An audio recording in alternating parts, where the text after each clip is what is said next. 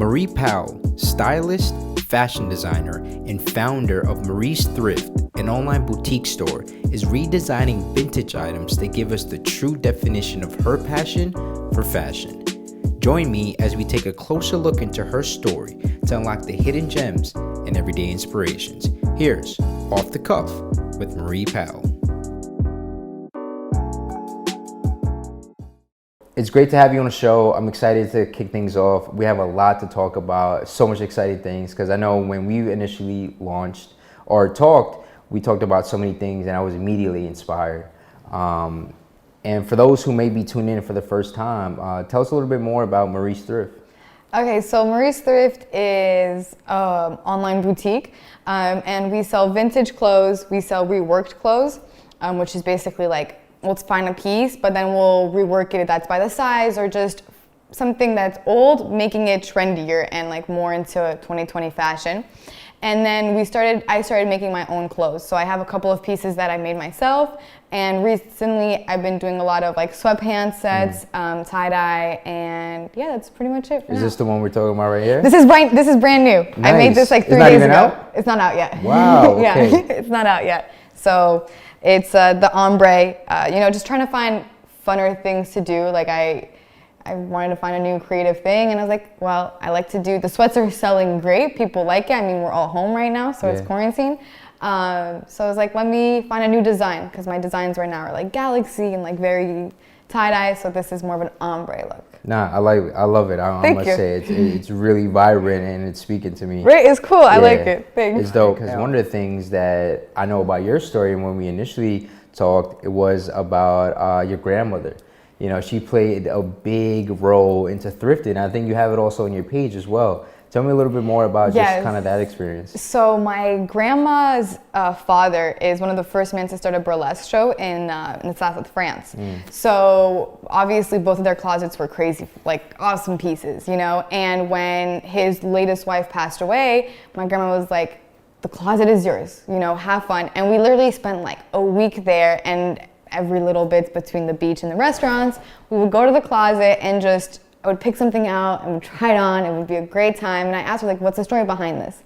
And there was pictures that I got to see this woman I've never actually met in the piece of clothing. And then some of the items my grandma had already worn, or my mom had worn when she had visited, and stuff like that. So it was really cool to have that. And I went there with one like baggage, little weight, and I came back with 2, and then the small one, with a bunch of her clothes, and a lot of it like I keep for myself and like my future kids, so that they can have like their ancestors' story kind of thing. But some of them I sold.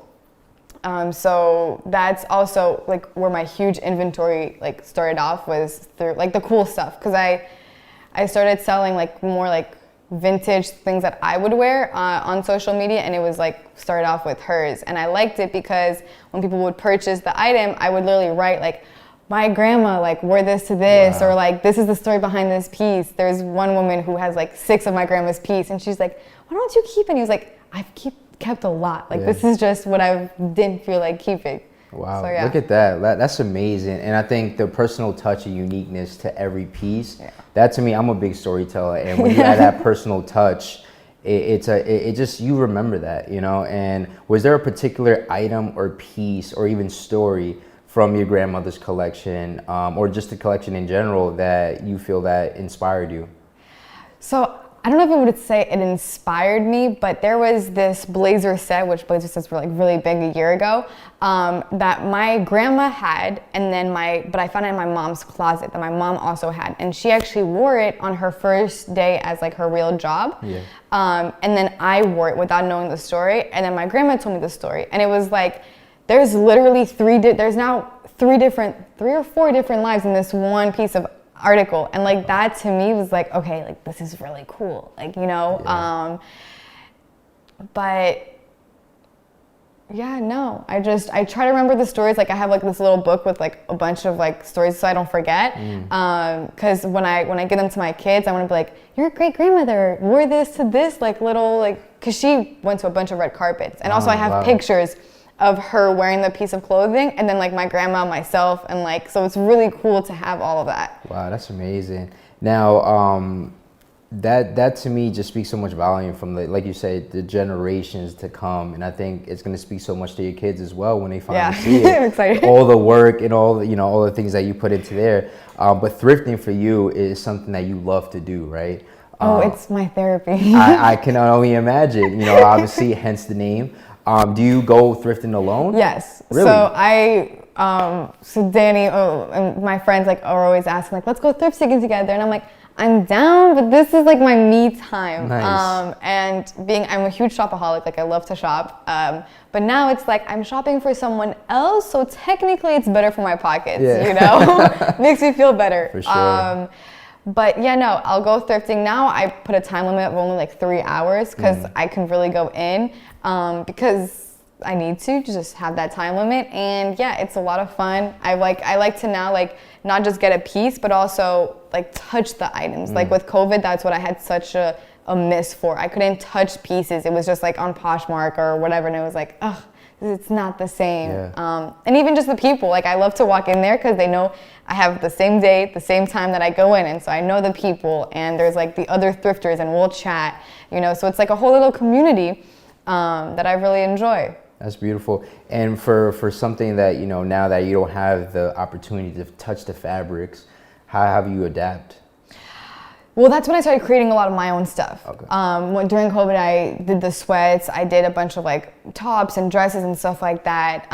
So I was able to, do what I had, and literally whatever stock I had of vintage clothes that wasn't that fire, I just cut up and made something new into it because I couldn't leave my house. So that's what I was doing.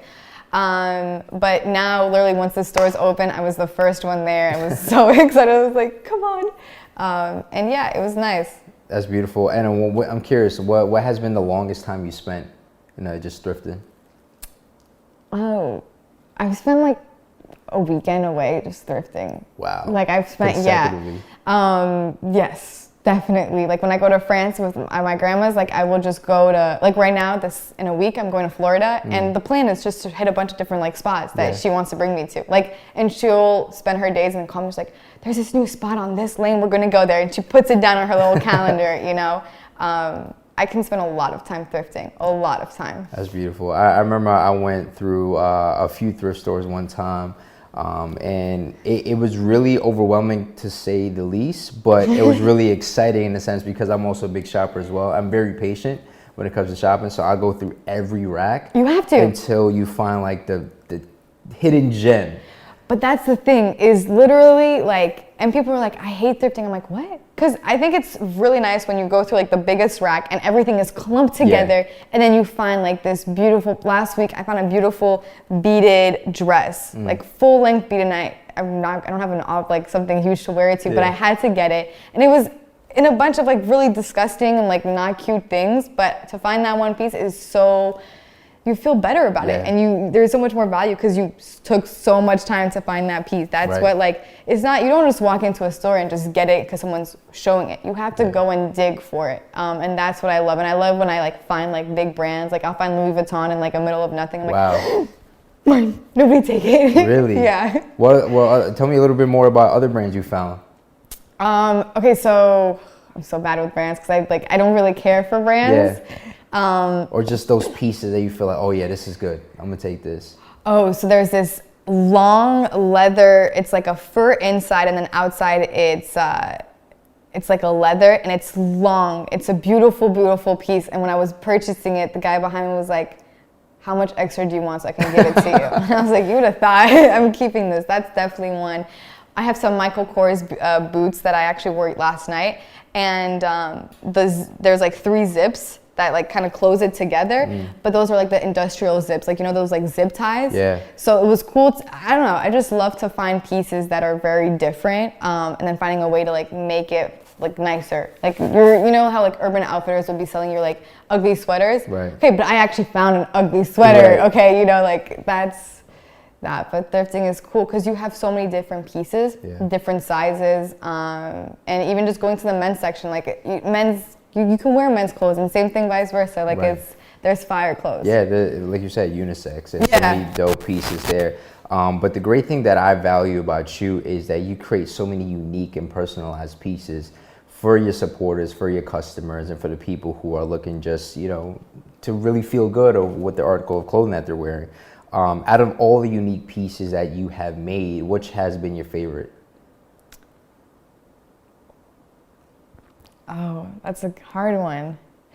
I think one of my favorites would be the corsets, because that was the first ever piece that I made, and it did so well and people loved it. So it was, you know, it was basically just showing off my work, and I know people were going to like it. Right. So to see the reaction, like there was actually this girl who I took classes at Mood, and I had made a friend there, and he had told me, some girl just came in here with your picture and says, how can I make this? So this girl didn't want to purchase it from me and wanted to make it herself.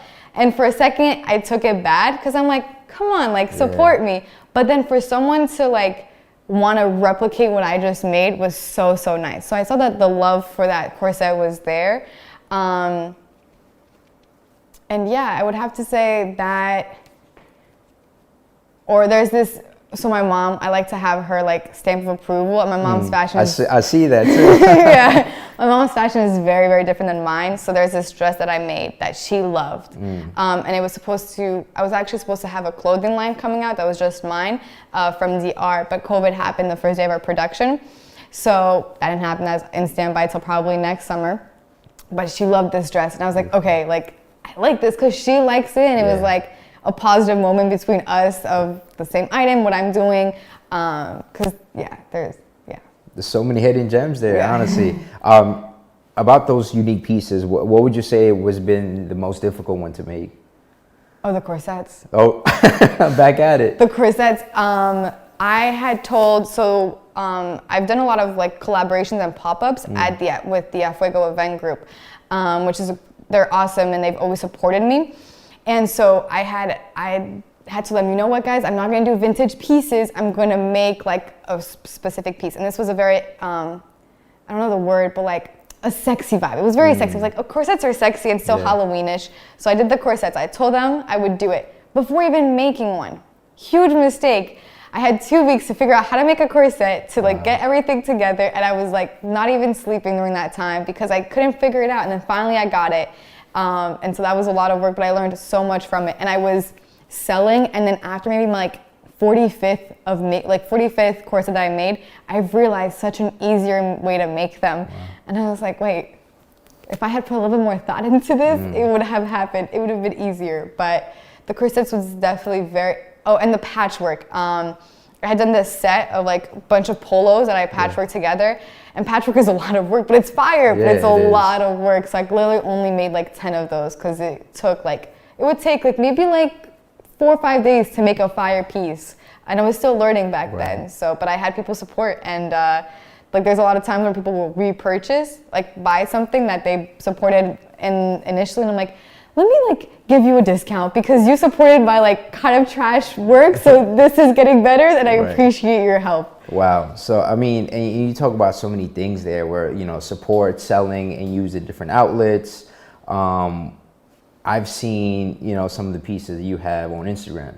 Tons from the bidding you had. Oh yeah, I like bidding. You do a great job doing the behind the scenes and adds that personal touch of whether you're not sleeping the day before, whether you're still up at like 4 a.m. and stuff, grinding on your passion. Tell me about the significance and the value in how Instagram has enhanced Marie's Thrift.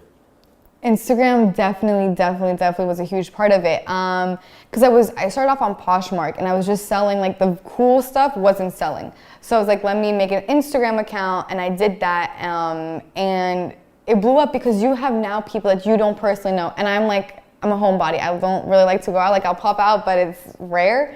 So to meet people through Instagram was awesome. I also made great connections with photographers and influencers and even models who then like given me ideas to do new things. Like if it was just solo, I would still have my 200 followers who are my friends, and that's it. But with everyone's help and support, like there's people who've been supporting me since day one. Like whatever I have, like I just have so much thanks to it because I wouldn't be here without them, with their support. And even if like it's not even just purchasing an item, it's that like that comment that like, you know, when you swipe up and you like say like that like all of these positive feedbacks, it's awesome. It really is. As well as I do a lot of polls because I need people to like be happy with me, you know, so I want to make sure that like what I'm doing they're okay with. Sure. And I'll ask them like, what do you prefer? Because I'll do my creative route, but within that I still have to like tailor my clientele, you know. And now I think my biggest thing is my price point. Like I put a lot of work into it, and this is not like, it's a side hustle that I want to become my main hustle. But it's finding a way to make my price point a little bit lower so I can reach more people. But then it's like, I can't sell bad quality. Like it gives me cringes. So it's finding a balance. But with social media, like it's awesome. And I want to get on Twitter. Like I have Christina, she works with me. She's the best thing that's ever happened to Marie's Thrift. And she'll like handle things. So we're able to do a lot more because we're two people. And she's doing that because she supports me, you know, and she sees her value in working with me for even her future. So yeah, and even like the creativity that Instagram has, like the reels, you know, like that's, you get to show a new, like I'll do behind the scenes or I'll show you how I did this, and it's easier. I don't have to like do the whole editing. Like I hate editing, I hate all of that, you know, but I mean, I hate it, but I love to show people what I'm doing. For sure, it's the raw content, and I feel like people gravitate to that a lot. It's so raw. No, I can see it, and to me, I gravitate towards that because it's real. It's authentic. It gives me the opportunity to see how much time you put in, all the effort, blood, sweat, and tears, you name it, right? And Instagram is such a great outlet, especially for those consumers. But for somebody who, you know, is looking to take that first leap of faith or that first step into promoting their brands and many other things, like what advice would you share with them? Just do it. Like, and I feel like everyone says that, but literally just do it. I had no idea how Instagram really worked. I didn't know how to market it, but I just did it and I just posted. And it's like that consistency, which I don't do all the time. Like I'm not always consistent, but just doing it and show what you're doing. And realistically, there's little niches for different things. So you're gonna find people who like what you're doing. And I recommend doing it, but also like reaching out. Like me and Christina will take time out of our day, she'll mostly do it, to reach out to people, you know. And also social media is meant to be social. Like that's where I have my troubles with, because I'm not that social on social media. I just post and then like I'll go on the app, post my thing, and then get off. And having those conversations with people that I used to have at the beginning, like I have a relationship with a lot of my customers. Like I'll know that this is for someone's birthday or this is for whatever the case may be, and building those relations. And also, you know, asking your friends to support you and to share. Like 90% of my followers when I started were literally people from Albany, because Fiorella and Daniela would be promoting my thing like crazy. And so it's a huge support, you know, and then they would be sharing. And it's like through that, like the first model that I worked with was Kimberly, who is an LT, I don't know if it's line sister or whatever. Yeah, I know Kim. Okay, so she was the first person I did that with. And it was awesome. I styled her, and through that... She had like a blazer, right? Yeah. I saw that.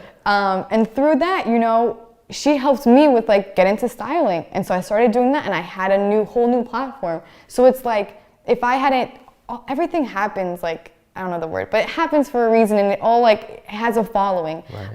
So just do it, and don't care about the likes and the follows and stuff like that. Like literally just do it. I feel like I'm Nike right now. I respect that, and I think, you know, the consistency and everything that you've been doing is so spot on. And shout out to the team, you know, for just promoting the brand and having people, you know, really value and see that it's actually coming to life in the way that you want it. Passion is something that, I mean, from this conversation, I feel it all the way, you know. And you talked a little bit about, you know, this being your passion projects, and of course, passion for you is something that you hopefully wanted to become full time.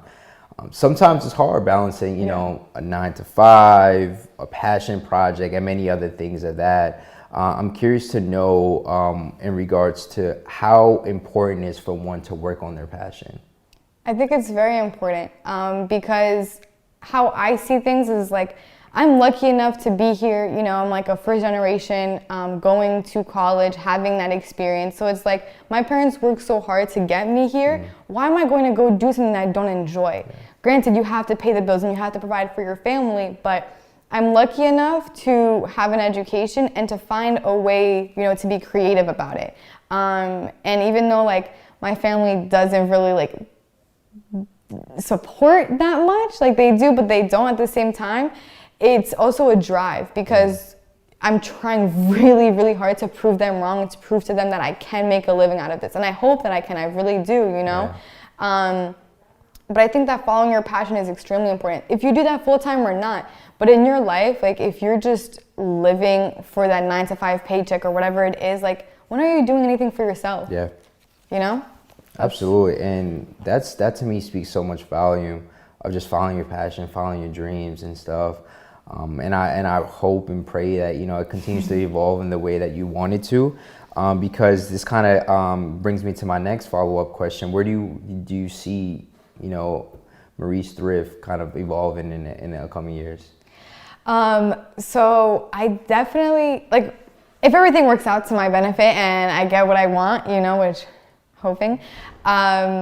So right now I plan to keep on doing what I'm doing for the next 6 months. And then this summer, I actually had my like 6 months recap with Christina, and we talked about what we're doing moving forward. So we have a bunch of new ideas, but still also seeing what worked in the past and what didn't, you know? So I'm also seeing what people enjoy to see, and hopefully I can keep on doing Marie's Thrift and bring a couple other people on the team so that I can start a new project. But also we want to get more into like home decor. Nice. And something else that we're working really hard on, and I hope it comes out, which would be fire. And yeah, if I could, like, my biggest motivation is like my future kids that aren't even born yet, but it's like, okay, how can I make sure that they're good? And I really hope that I can be a stay-at-home mom. So if I can, you know, stay at home and while they're at school, do what I gotta do for Marie's Thrift, like I can still balance that. Now, I don't think Marie's Thrift will look the way Marie's Thrift does now when it, like in the future, but to still keep the same roots and see what's working. So I really just look back, see what worked, and then just keep working with that. And I hope it works. I love what I do. Literally, I love what I do. Like the passion, like I will wake up at 4 a.m. and be good. Wow. Like when I was in school, never in 1,000 years would I be waking up for my finance class. Yeah. No, but for, like I literally would do videos at 4 a.m., like 4:30, before I had to go to class, just so that there was no lighting. It was this like the bulb lighting, you know? But that's what woke me up. Nothing else. Like, no, like you just... So I just hope that I keep doing it, and I always find time, and I balance my time the best that I can. That to me is so phenomenal. Those are the hidden lessons, or some of the things people probably don't even know about you, which is really dope. In addition to a lot of the things you've been working on, you also been working on a lot of collaborations and partnerships with all other brands, designers, creators, and also small businesses. Tell me a little bit more how that came to life. So right now, I actually collaborated with Danny, who's like Josie the Creator, which you know. Yeah. And we would take the train every morning together, and she would be working with TGR and like doing all her designs, you know, and I would talk about my website or what's coming up next and all of that. And she's like kind of my only creative friend, I would say. So to have today, finally like 2 years later, to come together and do something, it was awesome, you know. And you have to, for me, collaborations are a little bit hard because I like to do everything solo dolo, and so to like have to be on somebody else's time, and so like, but to be able to put two things together, like two mindsets together, and highlight, like she had made the design and then I found the fabric that highlighted that design, that really made it pop out so much more. Was really, really cool. I do love collaborating right now. Christina and I did a Love in a Box. So we collaborated with 10 other brands, and it was all items that you can add. You can literally make your own cart or your own box, and then you can send it to yourself or to somebody else. So it's kind of like a virtual hug. Yeah. And I love doing that. And the people who were a part of it really showed love. Like they were very helpful. They were excited about doing it, and to work with other companies, because it's not easy. It really is not easy. And to keep that motivation and to speak with other small brands that are also going through the same struggle, or who can even help you, you know? And so yeah, no, I definitely love to collaborate, and it helps me because it gets me out of my comfort zone. My comfort zone is my little room. And so like collaborating with someone means I need to talk, and I need to like pick up the phone, I need to have conversations. Right. So yeah. Which is good. I mean, you do very well communicating, I must say. So it's really dope. And it's kind of funny that you would prefer otherwise a little bit. But it's good to see that, once you're out of your comfort zone, you get to really, get the full you. And I appreciate that so much. And you share so many gems, and I appreciate you so much for just walking us through your journey. And as we wrap up, kind of the last question here, what do you hope your supporters or the audience that's listening to your story today, what do you hope they get from this conversation? I hope that they just, if they have something they want to do, that they go out and do it, and they don't care about people's judgments. Like, I get judged every day about what I do, but I don't really care for it, and it helps me just be better. And I hope that people will also go thrifting instead of buying like fast fashion, because it's so bad for the environment, and also like you're bringing something else to life. It's cool. Plus, you bring your friends, go with your friends, like I love when people buy things from my thrift shop, but I always encourage people to go out and thrift because it's fun. Like if you find this fire piece, I found that. It's kind of like you worked your butt off to get this piece. So yeah, and also like, do what you gotta do and just be happy. Just be happy and make sure that what you're doing makes you happy. Not everything's gonna be happy in life, but if you're spending a lot of time on it, do what makes you happy. Look at that, and that's the best way to wrap up the conversation today. But before you go, there's a new segment on the show. It's called Hidden Gems, and it's something that all you have to do is I'm gonna ask you a few variety of questions. All you have to do is answer the questions within 30 seconds, straight off the cuff, whatever comes to mind. You better not ask me where I go thrifting. Well, are you ready? Can I take a sip of water? Yeah, you can take a small break. I kind of need you too. So. Okay. Perfect. Cool. You ready? I'm ready. All right. What keeps you up at night? My orders, fulfilling my orders. Favorite fabric? Suede. One thing still on your bucket list? Home vintage. Favorite thrift store? It's one in France. What did you eat for breakfast? A cereal bar. What motivates you? My future kids. What's one thing you still have from your childhood? Clothing. Favorite holiday? Thanksgiving. Timeless piece in your closet right now? This brand I can't say right now, but it's a bomber jacket. And that's all the time we got. Marie, it's a pleasure to have you on the show. I really learned more about you. Your passion is contagious. Your energy is contagious. So I continue to wish you all the best, for the brand, for yourself, as you continue to reach all your endeavors. And just keep on going. Like you said, just do it. So I wish you all the best, and thank you for being here. Thank you. Thank you for having me, for even finding me and selecting me to be a part of this. It means a lot. And I'm excited to see this video, but I'm also excited to see when you're going to get interviewed so that we can also know your story. Absolutely. I appreciate that. And, hopefully the time will come. But now it was about you. So I'm glad we're able to learn more about that. Thank you. Thank you for bringing that to light. Absolutely. That's awesome. Of course. And that was Off the Cuff with Marie Powell.